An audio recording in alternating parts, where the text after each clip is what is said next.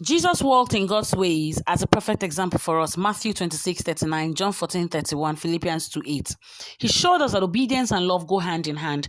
Loving God means obeying or keeping his commandments, and his commandments are not burdensome. 1 John 5:3 and John 14:15. The Apostle John cites obedience as the proof of our love for God, expressed through living for him. But those who obey God's word truly show how completely they love him. That's how we know we are living in him. 1 John 2:5. The Israelites were called to walk in obedience, but how did they end up? They ended up being plagued and held captive by other nations, even after God delivered them from the hands of the Egyptians. In God's command to love, he still doesn't force us, but lets us choose to love him.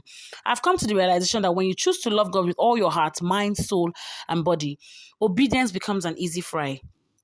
This explains why God commanded Moses in Deuteronomy chapter 6 to teach the Israelites the call for wholehearted commitment, which is to love the Lord your God with all your heart, soul, and strength. Verses 2 goes on to say that if they obeyed that command, they will enjoy a long life and all will go well with them. The reason Jesus summed up the commandment to loving God and loving your neighbor as yourself. Jesus says that if you love me, you will keep my word. I agree that you love God. Where is your proof? Obedience is a big deal. It is the only proof that tells God that you love him. When we obey God, we are sure that we love him, we know him.